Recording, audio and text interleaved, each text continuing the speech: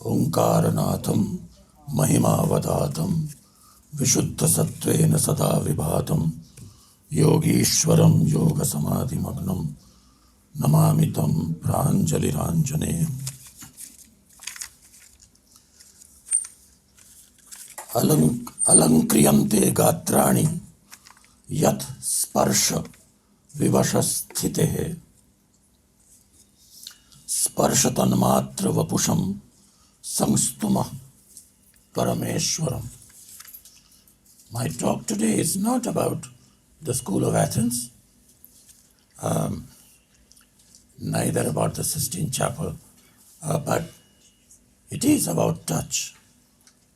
Almost the whole talk is about the importance of touch as a sense organ. Of course, the coronavirus made us unlearn the intricacies of touch. But I wanted to start with an invocation verse of chapter 10 and chapter 9 of Natya Shastra. Many of you know only about one thing about the Natya Shastra, that in the 6th chapter, rasa is talked about. And but it's a 36th chapter book, and it is the Bible of all subsequent Indian dance, although every dance movement developed differently. And even Kathak, which has a lot of Mughal influence, is fundamentally based on this Natya Shastra techniques. So in the 9th chapter, which is about Drishti Bhedas, different kinds of abhinayas and glances, and there are 108 postures and many hundreds of different drishtis. Today, I'm very lucky to have two of my present and former students help me in giving this talk. Both of them have studied in Ashoka University. One of them is studying in this department now. So one of them has actually made the PowerPoint that I only supplied the texts for. So I'm very grateful. And the other one will be illustrating it with live dance. And you will see, if you notice, some of the drishtis, some of these ways of glancing. But apart from all these, the visual sense organ, the auditory, with which you hear the rhythms and the percussions, you would wonder, what does dance have to do with tactile sensation?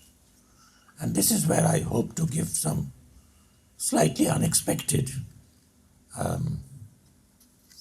the rituals we had just now, including the inaugural description, was very comforting because almost everything that happened was expected, right? It's kind of expected things. But I hope to provoke with some unexpected ideas. I would again repeat, therefore, this 9th chapter, and you will see that the very last verse from Abhinavgupta that I will quote also talks about the experience of goosebumps, like hair standing on your end. There's no good English word for it. Some words are, Americans call it chicken skin, which sounds very bad. But goosebumps, hair standing on your end.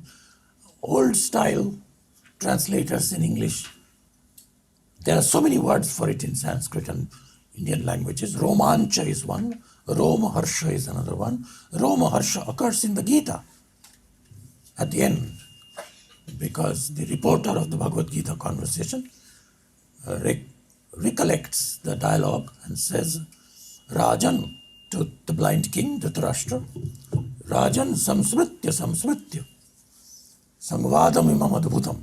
This amazing, awesome dialogue between a warrior who all his life has been a violent killer, but then on the brink of just when the war, the greatest war for which he has been almost born, starts, he is having a nervous breakdown, and then he talks. Then what Professor Matilal, one of my teachers at Oxford, used to call the devious divinity who is Krishna, he is persuading him with all the knowledge of the Upanishads summarized into a crystallized set of things.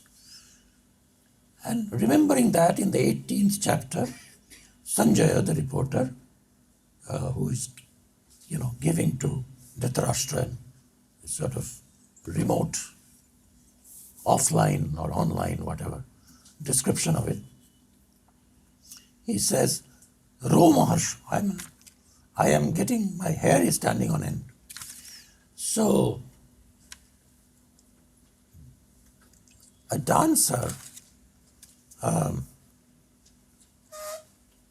in the context of a dance, touches herself, one part of the body, including, now you would say, well, that may happen in wrestling, but in wrestling you touch another person. But even our meditative practices have this thing about which texts like Yoga Vasishta talk about, like the index finger touches the thumb, and that becomes Jnana Mudra, right? Jnana Mudra. And what people like Merleau, Ponty and others have noticed, in fact this is noticed in Abhinavgupta also, that actually there are 4 tactile sensations just in this junction of the index finger and the thumb. What are the 4? The outside of the index finger feels the outside of the thumb. Tarjanya angushtasya bahya pratyaksham bhavati. The inner sense, so in this, both are objects, but then the tarjani, the index finger, feels like a subject. It initiates, and as a result, as it is touching, it feels touched. No others. If you are looking at something, you don't feel looked at, and that's why voyeurism is possible. That you're not, nobody is seeing you, but you are seeing something. But touch is impossible like that. If you are touching something, you are also touched. This is the first characteristic. So there are 4 sensations if you analyze. I won't go more into that. But Abhinavgupta, in the beginning of the Karana Angahara chapter, Karana, the different basic redistributions of the bodily, the different curves and joints that you could use, you will see. These are discussed very systematically. Not as acrobatics. Hi, Vijay. I was waiting for you. Yes. So, in the beginning of that, he doesn't talk about the beauty of watching a dancer. He talks about how the dancer meditates through these different parts of the body touching each other.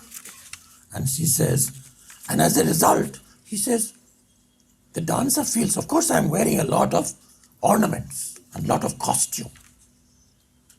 And my feet and my legs and the ankles are decorated by alankriyante nupurei, with different kinds of rows of jingles, as you will hear and see today.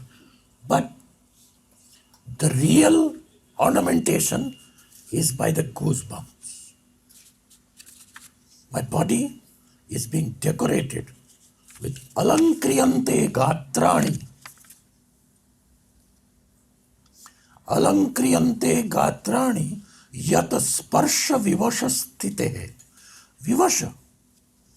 When Shiva consciousness comes and fills up, permeates my body, I get suffused with an inner touch.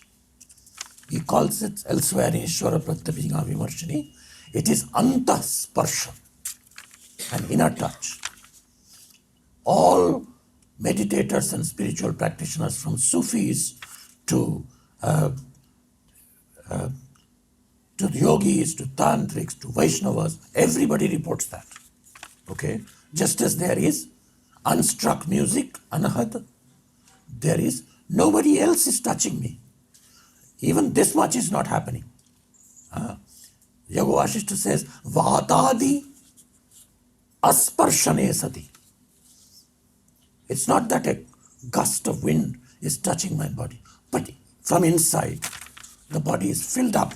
Sparsha vivasha sthite. And then he bows down to Shiva.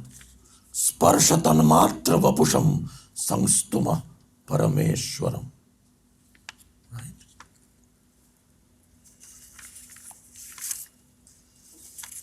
I hope the organizational work is over for all of you, except for the audio video collectors. And I would request very humbly that you forget about dignitaries, and we have all worked very hard for this content. Okay, so I would be very grateful if you pay attention to the content that I'm talking about, and not so much about whether the flower bouquets are nice or not. Movement, mimesis, and meaning in the dancing body. I have divided the talk into 3 parts, as in the title. First part, and the longest part almost, but the second part is long also, is on movement. The self is defined in the Kashmir Shaiva tradition, Nartaka Atma. So the Kelu Charan Mahapatra picture, painting, the photograph, actually had that text, Shiva Sutra, section 3, Sutra number 9.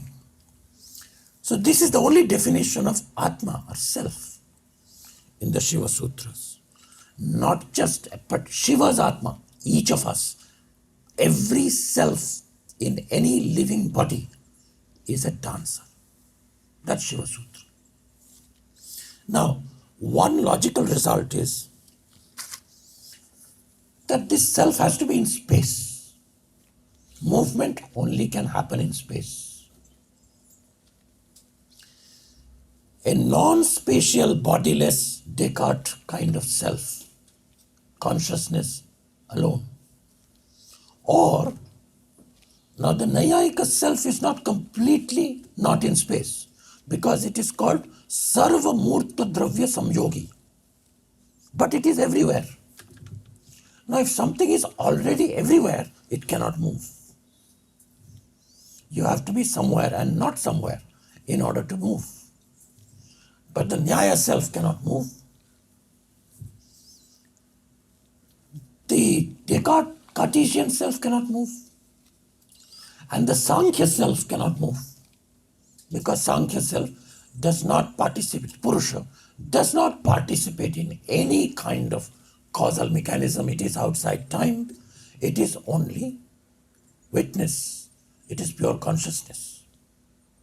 Prakriti moves. Prakriti is constantly dancing. But it is the Atman, not the body of the soul, but the soul itself, which dances in Kashmir Shaivism. Many people don't know this. Much of the Vedantic and Buddhist spirituality takes the body, and of course you might ask, what about the Buddhist soul? That none of the philosophy students would ask that, because that's an oxymoron. There is no Buddhist soul, right? Buddhists don't believe in a soul. Which doesn't mean that they're Charvakas. Much of the Vedantic and Buddhist spirituality takes the body as a bondage, bandhanam, as a bother, like as if the entire Indian philosophical culture is by when will I give up this body? Huh? That's not the culture, actually, if you think about it, of yoga either. Try doing pranayama, without a lung. If you don't have the lung, you cannot breathe. If you cannot breathe, you can't do these spiritual exercises called pranayama. So you need the body. Yet if liberation consists in recognition, pratyabhijna, of the self's essential identity with Shiva, who is the king of all dancers, Nata Raja, then the body of the dancing soul could not be a bondage. Far from it. This very body, the movement enabling corporeality of consciousness. Consciousness has to be corporeal. It has to be material, not in the Charvaka sense. It has to be through and through, able to spread, to move, to dance, to lie down. How is that possible? That sounds like a contradiction.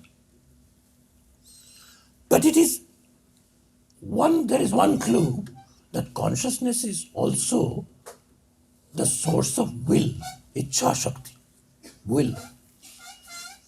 Without consciousness, there is no will, and without will, there is no voluntary movement. Right? Then, this body will be the medium through which we can begin to relish the divine cosmic creative freedom. Now, in this lecture, we shall consider Bharata Abhinavgupta's theory of abstract nritya through the lens of Merleau-Ponty's phenomenological analysis of motility. Though I'll skip that, that's already there in the abstract also.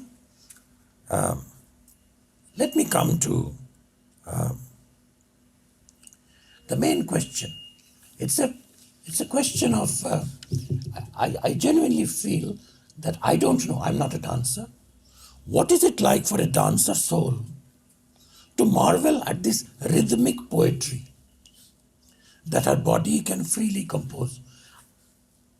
I wish I had the time today. Most of the time for the lecture has already gone. So I will cut it short, don't worry.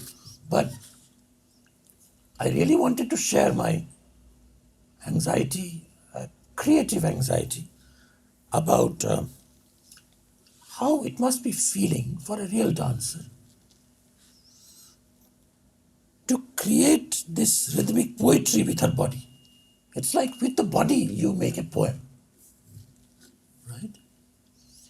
There are very nice, short, lyrical and very suggestive poems by Rainer Maria Rilke about the breath. And he calls our breathing, which the Upanishads call prana, a constant ongoing poetry. If you have got corona, COVID-19, then that poetry will be very tragic poetry, but difficulty in breathing. And I had tried, it's not yet fully cooked, but I'm trying to come up with a concept of rhythm, chanda, which is supposed to be the feet on which the Vedas stand, chanda, pada. And there are 7 chandas, right? My friend and my wife's friend, philosopher, friend, film studies person, she drew my attention many years back to an old black and white Hindi movie called Suraj Ka Satwaं Ghoda, right? Now this 7 number, of course, of the colors, of the notes, and there are 7 major rhythms in the Vedas. Actually, in the Sandhya Vandana, you name all these meters before the pranayama. Omkarasya Brahmarishi, Gayatri Chanda, Suryo Devata, and so on. And you say Gayatri, Ushnik, Anushtup, Brihati, Pankti, Strishtup, Jagati. These are the 7 chanda. I hope I'll find the time to talk a little bit about what is significant about Jagati, which is a 12-syllable meter. Now, what is it that a dancer feels when she enjoys this liberating redistribution? This is something one should patiently understand. The reason why a meter, a chanda, suppose a Zakir Hussain is playing, right? A simple 16-beat teen tal, right? 16 beats. Or a 12-beat chautal. Okay? Da, den, ta, kat, ta, den, ta, teti, kata, gati, kene, da. And then it comes back to the ta. There are rules. Even the singer who sings Arohan Avarohan, there are rules of ascending, descending. If there are rules, popular thinking would say that means you are not completely free, just the opposite. These are rules which open up possibilities of improvisation. So it's precisely the rule-bound and yet freedom-giving logical space of time distribution that enables a good percussionist, not just in India, but the jazz percussionists also, the drummers, to dance with their body, with their breathing. Because you count in 4 or 5 registers. If you carefully hear, there is a particular which is called in the beginning, Peshkar or Uthan of the tabla. Okay, so it's beating 4-some, 1, 2, 3, 4, 1, 2, 3, 4, 1, 2, 3, 4. But he is playing 7-some. At some point, in the 28th beat, it comes together. And he's creating the illusion of a 3-some beat going with a 4-some main beat with a 7-some tihai. 3 times 7-some. 1, 2, 3, 1, 2, 3, 4. 1, 2, 3, 1, 2, 3. Now you say, well, that's all mathematics. No. This is what in Sanskrit is called kalana. Kalanam. Gananayam. The word kal dhatu has 5 meanings. That in Tantrasara and Tantra Loka Abhinavgupta says, because from that kal dhatu comes the name of a goddess that the missionaries taught us to fear. And the Brahmos, even Rabindranath Tagore, were afraid of her. But at the same time, in another part of Calcutta, she was the main presiding deity, as she always was. The name Kali comes from Kalanam. Okay? Gato, Kshepe, Gananayam, Jnane, and so on. Different meanings of Kal. So, when a dancer makes her hands rest on her waist, this is Kati Hasta. Kati Samam. Right. This is just one posture. Yes. So you can see contact is happening, not just with the foot with the floor, but with also, thank you, Kati Hastam. Or when her palms touch each other in Leenam. Okay.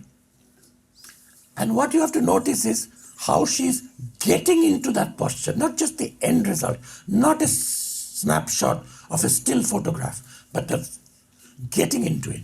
At the end, she will show in some point how to get into the Nataraja posture, right? Or when in a Tala Pushpa Putam posture, her hands are interlocked in front of her chest, right? Okay? Or when she enacts the most beautiful Anchitam Karana, right? Anchitam. Thank you, Monica. Okay. Or when this she's not showing, it would be cruel of me to make her do this. But it's in Chidambaram temples. I'll show first the live photo and then you will see it in sculpture. So our sculpture in the Chitra Sutra of Vishnu Dharmottara Purana, somebody asks in the beginning, like all our things, I mean, we are all enamored by the Platonic dialogues, but actually most, the Natya Shastra, Tantra Shastra, Rudra Jamala, Guru Gita, everything is in the form of a dialogue. Parvati asks a question, Shiva answers. So somebody asks the question to Shukracharya, and that I would like to learn painting. And the teacher says, you can't learn painting unless you know music. So first you have to learn music. Chitra Sutra. One of my junior friends, scholars from Oxford, who started with Naman Ahuja, the building, the aesthetics department in JNU called Parul Dave Mukherjee. Parul worked on Chitra Sutra and edited from Kapila Vatsan's place. So in the beginning of it, there's this dialogue. Well, before that, Stella Kramrisch had edited. So it's very strange. You can't learn painting unless you know music. So he said, okay, teach me music then. He said, you can't learn music unless you know dance. Ajeeb hai. What is this? I have to learn dance. Yes, without dancing. Why? Why does a musician need to learn dance? Because the great musicians who are now playing, now singing, almost like my own daughter, this Kaushiki Chakrabarti, she tells me that because your breath has to dance. Some long, some short, different breaths. Sometimes you stand in one note, sometimes with the gamak you use your breath to give another notation in that. So this, and then he says, okay, I would teach me dance. He wants to learn painting. For that he has to learn dance. Okay. Then he says, okay, you can't know dance unless you know percussion.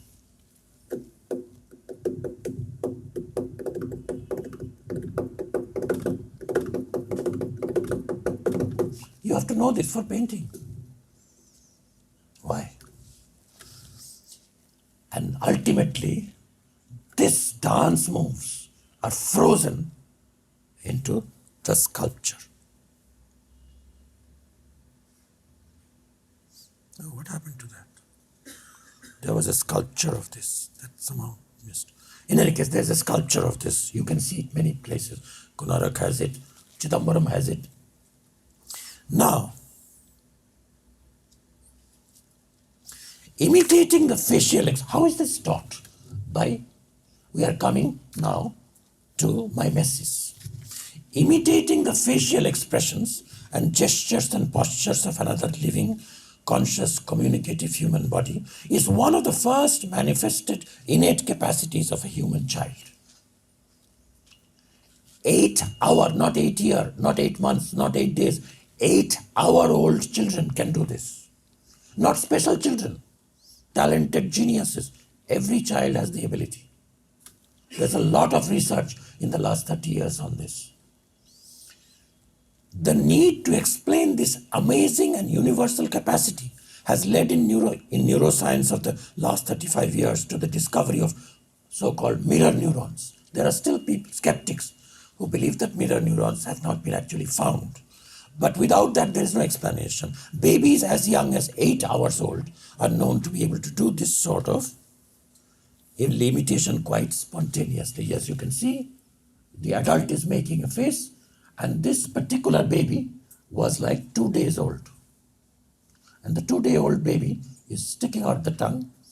And what is amazing, the report from late 1990s is that if the babies make a mistake, like suppose you frown and it sticks out its tongue, and then without any, obviously there's no question of verbal, there's no talk or anything, they correct themselves. You do it again and they correct themselves. So there is some basic imitation ability.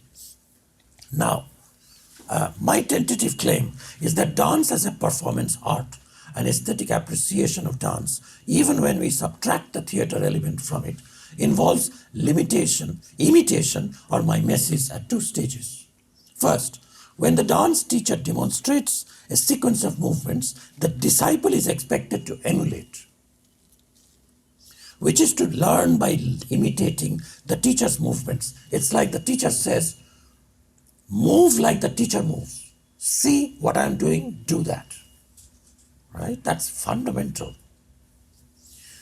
But then another level, when the trained dancer performs on the stage, even an outwardly immobile spectator audience internally simulates, albeit through visceral imagination, what it would be like to move as the dancer is moving, as it were, in sync with the performer. It's like in music, it happens with more commonly, that what is called people hum in their own mind. Just figure, as they figure out, ki bhai, this is not quite Malkos, it's not quite Darbari. It's Kaushiki Kannada. Because the element of Darbari, element of Malkos is there. And they suddenly, they cannot fully understand it just by thinking of the sargam on a piece of paper. They have to do it in their thought. Now imagine, let's create this concept of muscular humming, as if the muscles hum to understand the movement. To understand is to implicitly, as it were, unobservably, actually repeat that movement. Okay? I used to explain this to my students when I taught enactive psychology of Gibson and all that, of affordances. I would do one or two special yogic mudras that we learnt in childhood or something. There is a yoni mudra. The end result looks like this. Okay? It looks like this. Just by seeing it, most people cannot do it. So you have to do it from the beginning as to how you get to it.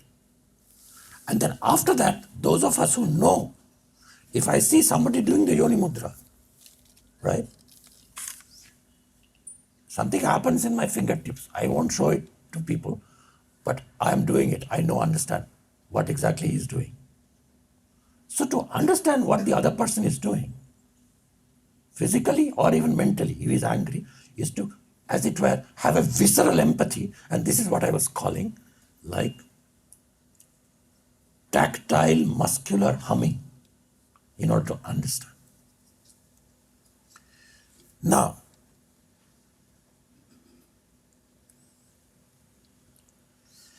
at this point, I would illustrate it with a beautiful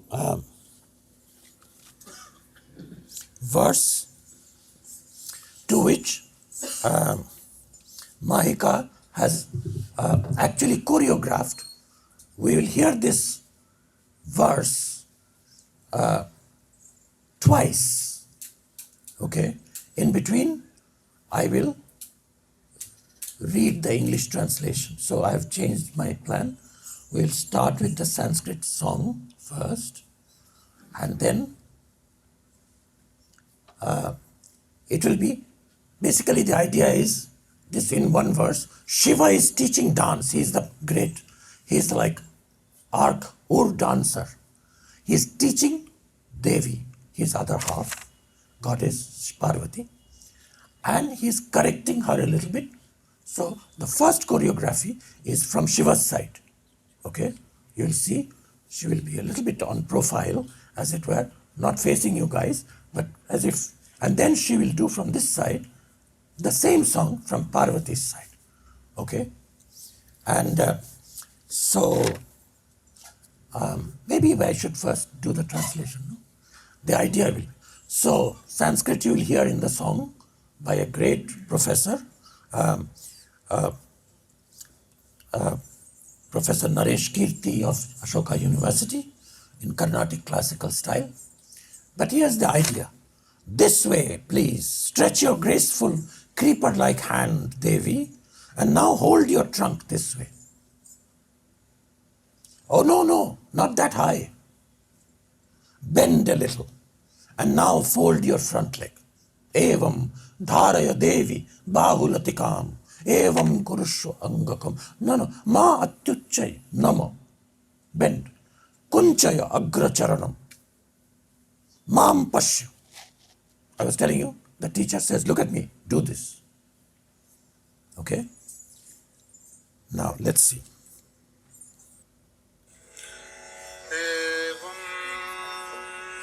Yes, I'll start. I'll start again. I was hoping this will work, but yes. Just 1 second. Yes.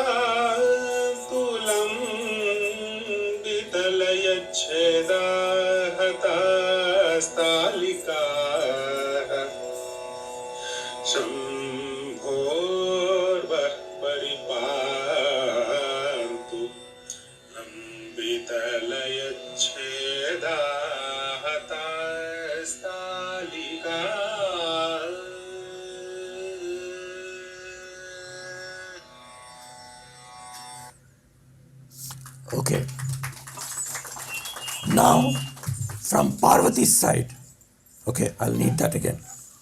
But this time, I'll try, because she has demonstrated it, but the percussion, that verse says that there is no other mridangam in that classroom, in Kailas Parvat maybe, except his voice. But he is also doing talika. This is again just a minor thing to remind you. The long discourse that I started with on touch. Do you see that apart from time distinction and breathing, and I was saying that I've developed this concept of rhythm of the breath, okay? Apart from all of those and the time cycles, there is a tactile thing happening, which is so important in Qawwali, which is what? This, touching this. The sound is coming from, not from just the tabla, but this. This is the fundamental percussion. And as you know, Carnatic music does not happen without that, and also Qawwali, everything. And you will see great Carnatic musicians doing it on their, on their knees and so on. So now the Parvati side. No, aap pakad.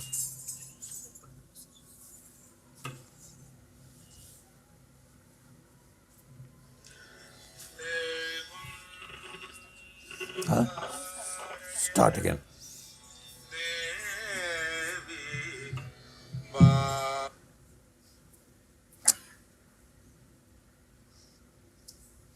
Sorry. This is what we were trying to avoid.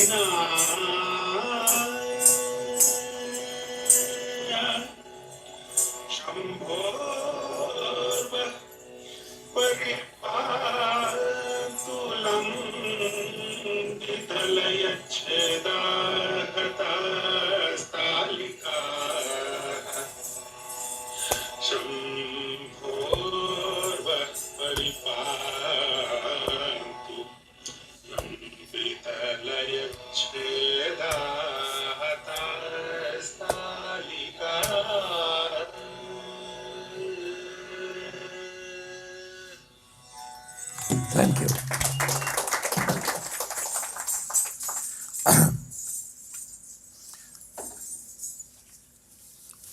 Now, why is imitation of this kind enjoyable? Why? Why do we like to imitate? And I have put it in the form of a puzzle. While we value a good imitation, even more, I don't need that, thanks.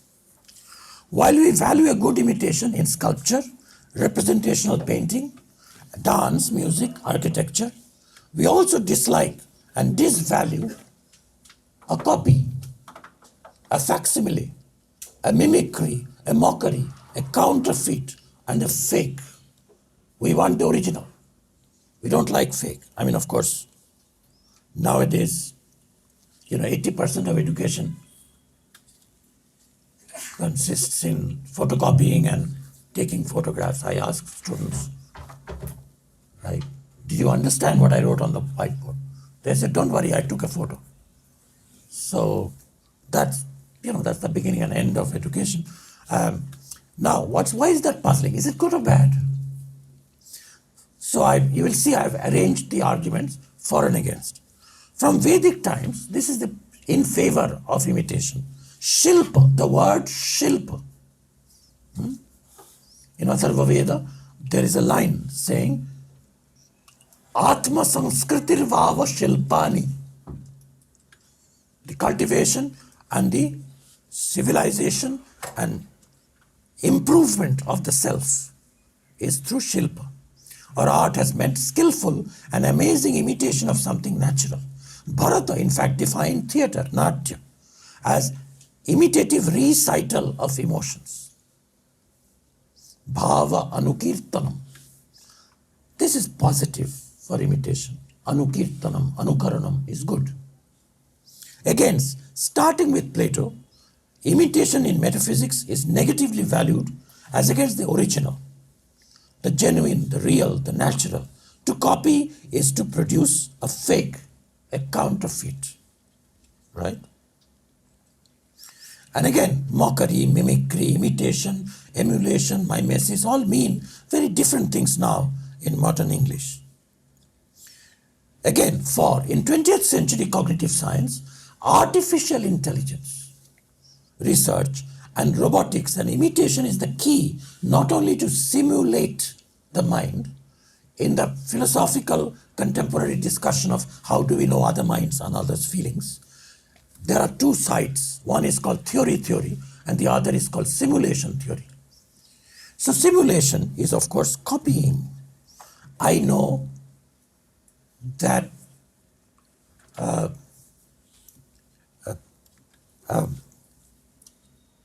Shivani ji, Sharma ji, she's anxious because I initially, looking at the face, I imitate mentally how would I be if I was in this situation. So in this situation, all my responsibility is on me. I, as if were, prepare an affective, an emotional copy of her. This is the only way to know other people. So even this fundamental human capacity of empathy is based on imitation in some sense. But on the other hand, in computer science, Alan Turing's 1950 seminal paper, from which the theory of artificial intelligence comes, is called imitation game. That's the theory, that's the paper we study when we did consciousness literature, in order to test the hypothesis that computing machines can think. Some computer scientists now believe that artificial intelligence can be as original or more creative than the so-called natural intelligence of living brains. One of my colleagues in the computer science department in University of Hawai'i actually devised a computer program which came up with unending, not quite infinite, but unending number of new knock-knock jokes that the machine made up, right? And it seems quite original. So, and nowadays when I look at expert Ashoka students who use ChatGPT and pretend to be much more original and quite a genius just by copying, I've talked to some of them. They feel that originally you thought of artificial intelligence as imitating human intelligence. But now human intelligence should imitate artificial intelligence to be efficient. In my mind, it works a little bit like if you take imitation to be the negation sign, it's like two negations have come back to the original. So originally it was imitation of human mind, and if you imitate the imitation, then you are most original, right?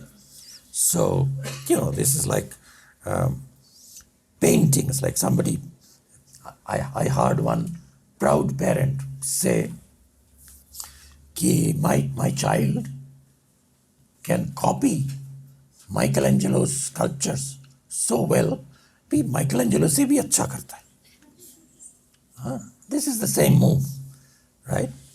Now, the Shilpa and Chitra, just as Natya, are based on a system of median sutras, measures, postures of symmetry, bhangas, and asymmetry of abhanga, dvibhanga, and tribhanga, and on the sthanas, positions and standing. You can see some diagram. These diagrams are from old dance texts, which were used by sculptors. Dance texts are used by sculptors as to how to break up the body, right? Now, this is in between these two employments of the concept of imitation, bad imitation as mimicry and good imitation as becoming equal to some ideal, lies the most important ethical concept of emulation, a time-tested method of practicing or inculcating virtues by imitating the actions of an exemplary moral agent. Yad yad acharati shreshtas tad tadevetaro jana sajat pramanam kurute lokastad crucial preposition, upasarga, lokastad anuvartate. This anuvartanam is anukaranam, right? Krishna was saying, I don't need to work, I don't need to do anything. I'm sort of eternally retired person as God. But I have to be constantly working because otherwise people will imitate me. As you know, lots of terrible things have happened when a particular part of Krishna's life was imitated by, great teachers like Rajneesh and all, right? So it's like a wrong imitation. So now, this is actually what I was looking for, the parallelism. So this posture and this in the sculpture, perhaps performatively or imaginatively imitating or emulating a consummate dancer such as Guru Kelucharan Mahapatra or Birju Maharaj or Padma Subramaniam, we self-reflexively bring out the dancer soul or Nartaka Atma in each of us. So coming back to the first slide, my question was, why is imitation so enjoyable? Not only one doing imitation, but if you see, and this is not like doing a cartoon imitation. This is like profoundly bhavanukirtanam. Not just, not just somebody in Kapil Sharma show imitating Hrithik Roshan. Not like that. But deeper essence of things being imitated, and thereby people feel, a little bit, I can see a glimpse of my dancer soul, Nartaka Atma. This is one speculative. Now we come to the last part, making meaning in the dancing body. Our body, remarked Merleau-Ponty, is not an object, nor is its movement a mere change of place in an objective space. He says that when we move voluntarily with the body, the space in which I am moving, I make that space, right? So as a dancer, I have seen that Mahika needs to first look at the space that she'll be dancing. She does make a big fuss about it, but she needs. And then by the movements, even in the small, even a beginner, I mean, she's not a beginner because she's been learning for 14 years, but even a beginner makes the space changes. That's what Merleau-Ponty thinks. The motility moving towards an object, even more abstractly, bringing about the intersubjectively shareable space by one's kinetic intentionality. Much of the movement happens as projected. I will do this. Okay? So it's a process in time. In the beginning of it, you have tentatively decided, as Professor Srivastava was telling me, as a martial artist, that there is no way of having this motor intentionality of our limbs wanting to get into a posture without trial and error. Both are important. You try, right? And you make mistakes. I told you the children, the child imitators, if they make a mistake, then sometimes they correct themselves. So even there, a good imitator, a good Anukarana Shilpi, always, that's why even the best artist, he may not use it too much, but has an eraser, right, in drawing. Because thoda galat ho gaya, to usko erase karke aur karna. This is what the process that goes on in making every movement, especially complicated movements. New device, you have to do something else. Like, I think 50 years back, people just didn't have in their fingertips the skill to type out an entire love letter or a breakup letter on this little thing, right? Just as, for at least 3,000 years, people read, first 2,000 years they read like this, the manuscripts. Then for 2,000 years like this. This is the movement. And now the kids, Ashoka kids, and even school kids, they don't read like this. They read like this. Right? That's the motility, that's the movement. And that affects your sense of syntax, that affects your sense of pause, that affects how much you remember from the first part or the second part. You may never see both the pages together because they come in a sequence, that which was side by side. I don't know how Loeb classical editions with one side Greek, one side English will be read now, because by the time you read the English, the Greek is gone. Right? And this is a different kind of reading habits. This motility, moving towards an object, is an intentionality, Merleau-Ponty says, more basic than cognitive intentionality. On page 159 of Phenomenology of Perception, he says that consciousness, in the first place, is not a matter of I think that, thinking of a propositions which can be true or false at all. Consciousness is primarily of I can do this, doing things. And if you say, what about mental acts? Well, there is no doing things. The child feels that it can do something, not by thinking up a new idea, but by opening its fists and closing it by... This example is given in the Gita, that you think you are inactive. You have become Naishkarma Siddhi ho gaya, but you are not. Because Ashnan, Gachan, Swapan, Shwasan, even breathing you have to do. And then he goes to this example. Look at these examples that the Gita gives of action. Okay? Not of the great action of, conspiring with your fellow party members and throwing all your opposition party into the prison. That's a big action.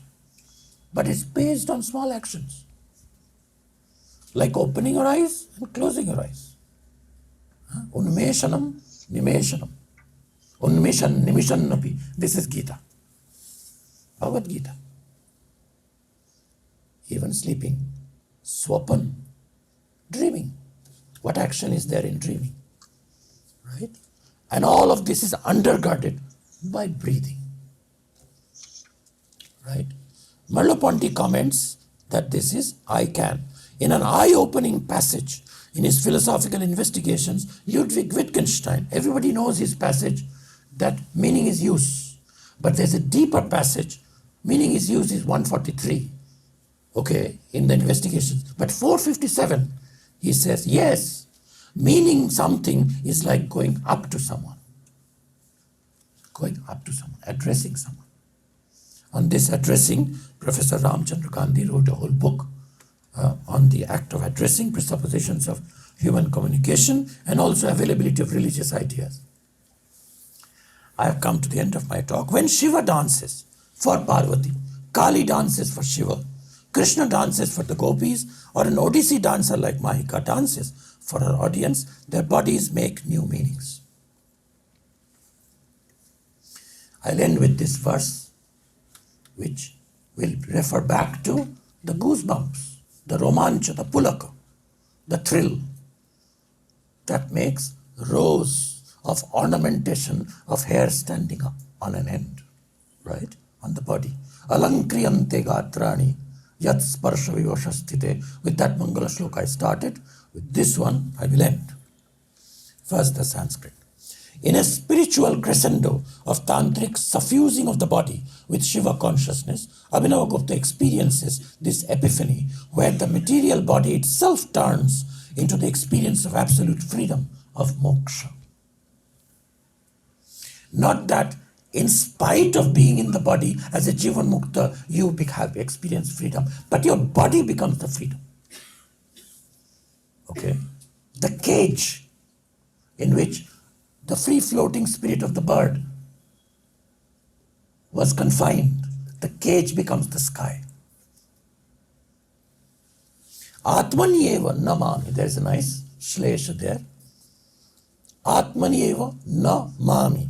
In myself, I cannot limitingly measure. Mami, mati is measuring. Na-mami is also namami, right? I bow down to myself as I come to know and explore even a minute corner in any direction inside myself. And by force, hatat, runde, janami runde hatat, arrest my concentration on it as my hair standing on end, the lines of goosebumps. That particular samasa is so beautiful. I don't want to ruin it by visarat romancha rekhankura krantya. Ankura, like the sprouting. My body is sprouting all over. Okay? And what do? Okay, I search even the minute corner direction. Aniyasirapi disho. Different directions the body could go. And I focus on any one of them. Janami, runde. And then I sing in a rhythmic, repetitive pattern. Bhairava, Bhairava, Bhairava, Bhairava. Okay. Janme, Bhairava, Bhairaveti ratato. What happens? The knots of my heart burst open. And the joints of this iron cage of the body, they loosen. Trutyat patava pasha panjara bharat. And as a result, what happens? This body becomes moksha, kayopi mokshayate. I couldn't find a painting or a sculpture of this in the Indian tradition, but I found one in the surrealist painter René Magritte. And with that, silently, I will end my talk.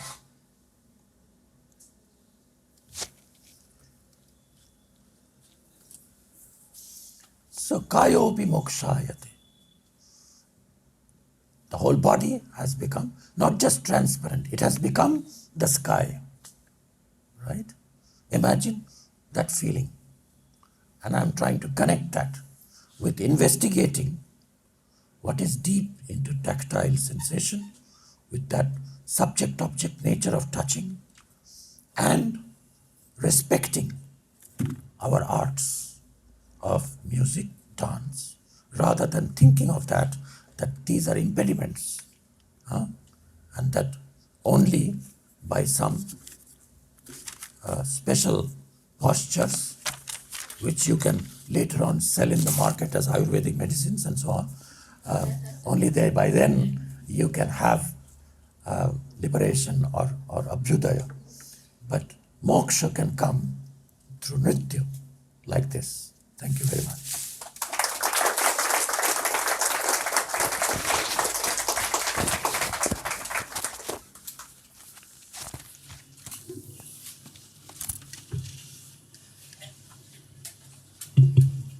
Thank you so much for such an intellectually stimulating lecture, sir.